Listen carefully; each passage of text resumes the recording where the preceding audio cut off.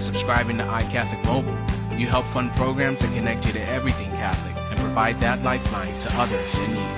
With every dollar earned, a portion goes to Catholic media, education, and the formation of souls. Join today at iCatholicMobile.com.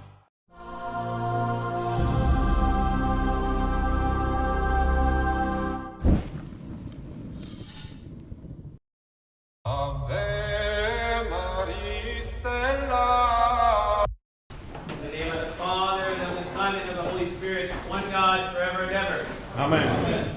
Christ is in our midst. He is and always will be. If you look around the church temple, you see all these beautiful icons. And in our homes, likely we have icons as well.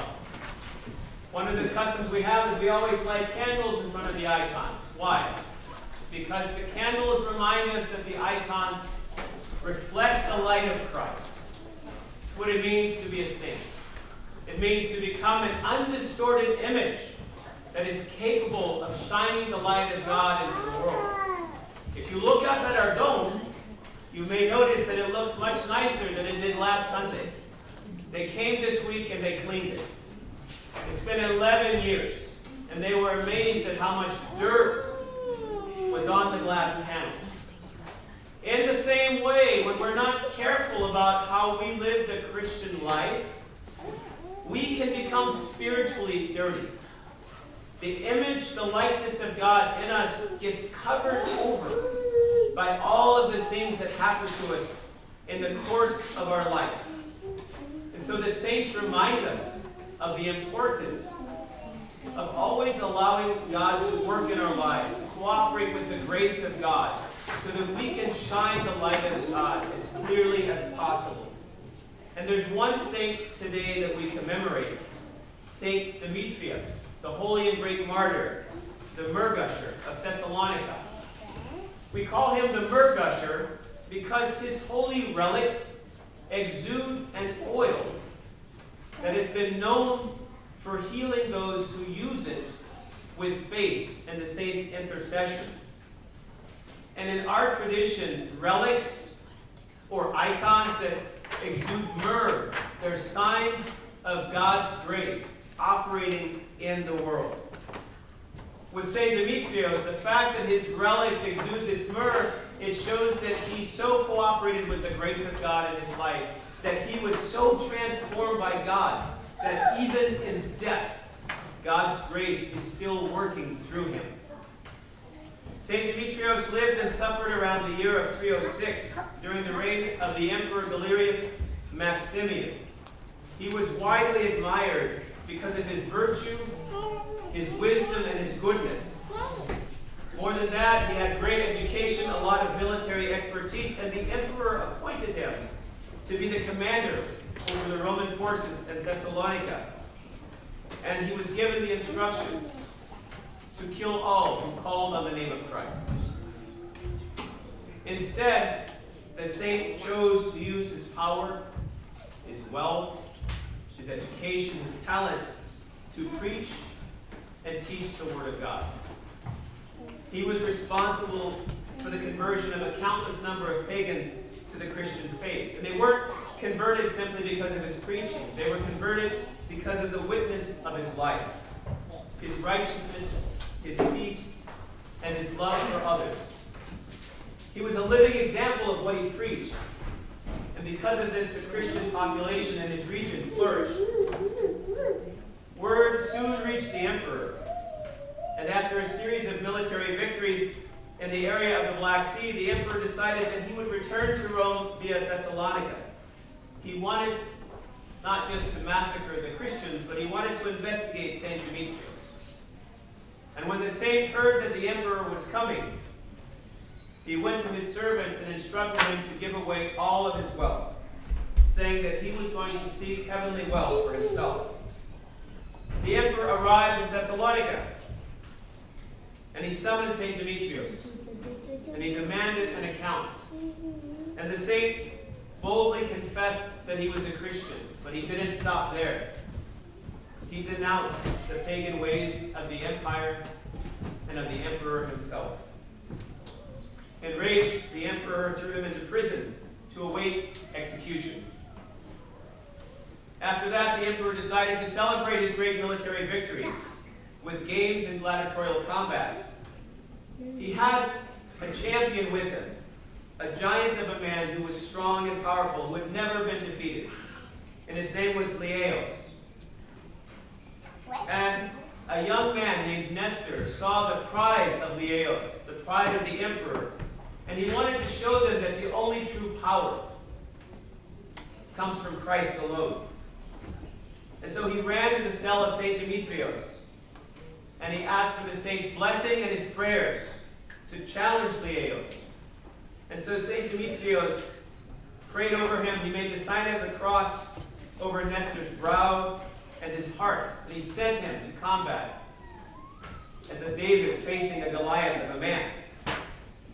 Nestor arrived at the arena just as the heralds were calling for anyone who would dare to face Leos. Nestor walked up to the emperor. He threw down his tunic, and he shouted, "God of Demetrius, help me."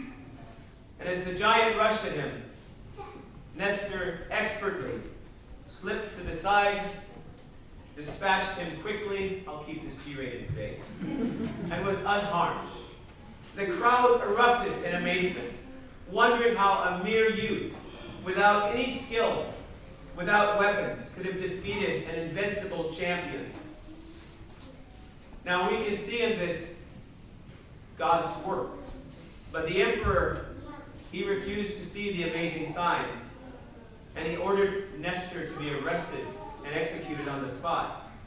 And then, because Nestor had called upon the God of Demetrios, he assumed that the saint had used magic of some kind and had him executed there in his cell without further delay. The life of St. Demetrios is an example of what St. Paul speaks about in today's epistle. That as disciples of the Lord Jesus, we have to think of ourselves as soldiers in the army or athletes in a contest. As with the life of St. Demetrios and the life of all the saints, our life of transformation in Christ is a struggle. But that struggle is not with other people. It's not with other institutions. It's against the spiritual forces of evil. And the Lord gives us another illustration of this contest this morning as he casts out demons from the man with the legion. Now, as modern people, perhaps some of us chuckle or sneer at the idea of demons. We say, oh, the ancient people didn't know any better. We know better. If you have doubts that the demons are real, turn on the news, which I don't advise you to do. But look at the world around us. The demons are quite real. We confess our belief in God, the creator of all things visible and invisible, seen and unseen. But something that we have to remember, that as baptized Christians, because of the Lord's victory on the cross, the demons have no direct power over us. Instead, they can only influence us through our uncontrolled desires and impulses, and through the thoughts that we don't want, intrusive thoughts. And in the Eastern Christian tradition, we refer to our uncontrolled desires as the passions. These are things like gluttony, eating beyond when we're hungry, eating for the pleasure of eating, lust, greed, not wanting money or things because we need them, but because we want them, just for the sake of having them. Anger, which St. John Chrysostom describes as a beast, which consumes us and those around us. Sadness, pride. When we give in to these passions on a regular basis, they become just like addictions. And after a while, we can no longer say no to them. Our passions begin to control us in the same way that the legion had taken control of the Gerasene demoniac. The passions can leave us spiritually naked, stripping us of the likeness of Christ and the grace of our baptismal garment. And over time, we can find ourselves bound with the chains of habitual sin and driven away from our true home, which is the church, and into places we really should not be. Places of death and decay, spiritually and physically. And ultimately, our passions, they make us more like animals than like people. And they lead us to destruction in the same way that we see the pigs driven to destruction this morning. People often wonder, why did the Lord do that to the poor pigs? He's showing us a sign. The demonic forces want to destroy us. They're capable only of chaos and destruction. Any place in the world where we see chaos, destruction, anger, hatred, death, we see the power of the demonic. Often our captivity to the passions, to the dark powers, begin with a thought. And that's because we can easily forget that we don't have to entertain or act on every thought that comes into our head.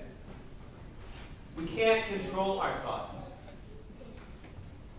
I know for a fact many of you right now are just thinking about when I'll be done talking. Or you're thinking about lunch, or all the things you have to do at work. We cannot control our thoughts. What we can decide is what we're going to do with the thoughts that come into our head. We can only control how we respond, and we have to confront, we have to reject actively any thought that does not lead us toward being more like Christ. The best weapon that the Lord has given us for our struggle against evil is the most basic of all prayers, which is the sign of the cross. Remember, St. Demetrios made the sign of the cross over Nestor. When St. Demetrios was enrolled and before his baptism, he was signed with the sign of the cross. Each of you was signed with the sign of the cross before your baptism. We make the sign of the cross throughout the liturgy, time and time again. Abba Anthony the Great frequently recommended and used the sign of the cross to defeat evil spirits. And in the same way, when we are bothered by our passions, by intrusive thoughts, or we're confronted with manifestations of evil, we can respond first and foremost with the sign of the cross. And then maybe we might turn to prayer, perhaps the Jesus prayer. We can open our Bibles and read the Gospels or the Psalms, read them out loud. And we can even invoke the help of the saints, like St. Demetrios. These are all ways that we can cooperate with the grace of God and allow Him to cast out the evil from our own hearts so that we can become the saints that the Lord has created us to be. So we can clear away all of the spiritual dirt, the grime, the darkness, so that like these beautiful new panels, these clean panels, we can reflect the light of Christ into the world to all of those around us. Through the intercession of St. Demetrios and of all the saints, Lord Jesus Christ our God, have mercy on us and save us. Amen.